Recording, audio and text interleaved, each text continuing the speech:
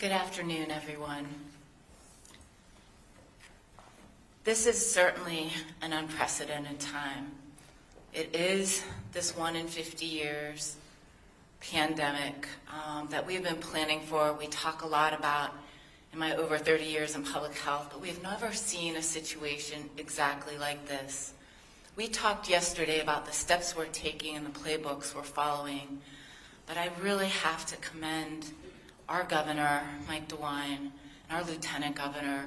These are the hard decisions, and believe me, there's no one exact right, exact perfect.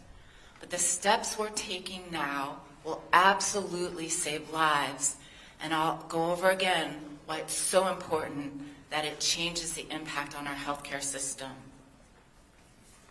First of all, we do have 5 positive cases. As the governor mentioned, our 5th case is a 55-year-old male near where I grew up, Trumbull County, and he is in the ICU.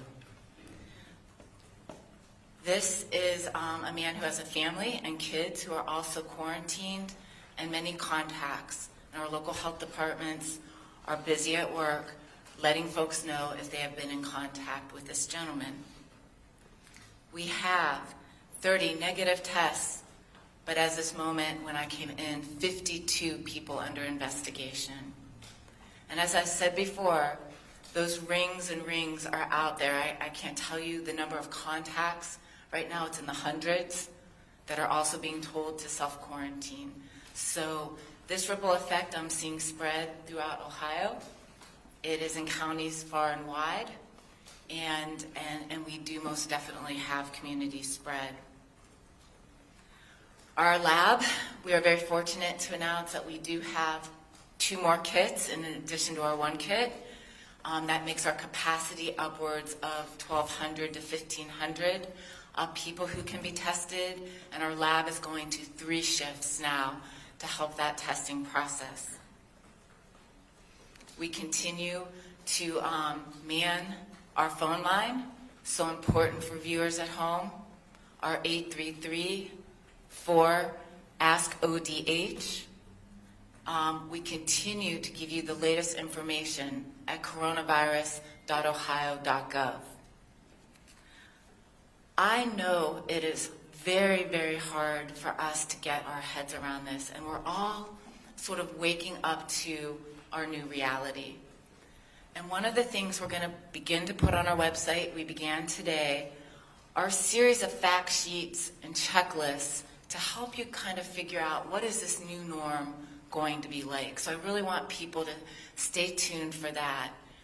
You know, we are basically slowly shutting down most of our structures of society.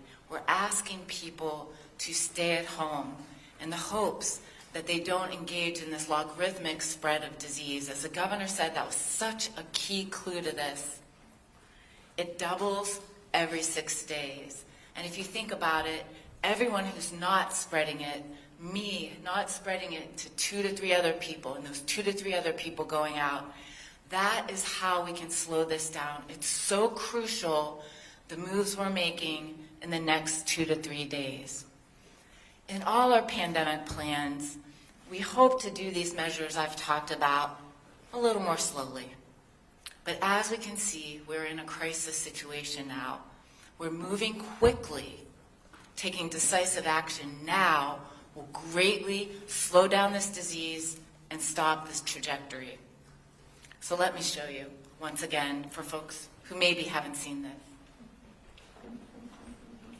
Again, our pandemic curve. We've talked about the fact that China was like this big yellow. My team has joked with me because I call it, would you like a big monster or a small monster? There's no scenario now where there's no monster. And again, our team has been planning for this pandemic curve all along. And every measure we're taking, even the president's new measures yesterday on travel, is meant to slow down the spread of disease, take longer for the entry because the entry will be amongst us. We know 40 and upwards % of our population will eventually get this. But when we are slowing it down and we're decreasing that spread dramatically, what we're doing is, this was my black line, this is keeping the numbers low enough so that we don't overwhelm our hospital systems. State of the art, as they are, there are only so many ventilators. There are only so many ECMO machines, and they must be used wisely by the sickest patients, and therefore every action every one of us takes is going to save lives.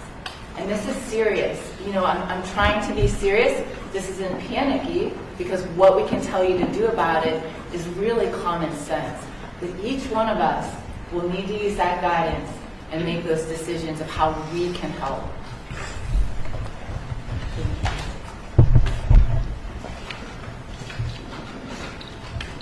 I think we need to begin to think about our households and not just ourselves as individuals. Dr. Fauci had said that if you have a sick or elderly person or someone with a pre-existing health condition like heart disease, lung disease, diabetes, obesity, a child who's on cancer drugs, you should act in your household as if you have this virus and take precautions similarly. Those are the kind of thoughts we need to do to make our decisions. I know this is hard because this virus is among us, but we can't see it yet. And therefore, we have to think of someone like a Tom Hanks. I can't think of a more normal and ordinary person to us, and that is us. We know now, just the fact of community spread says that at least 1%, at the very least 1% of our population is carrying this virus in Ohio today. We have 11.7 million people.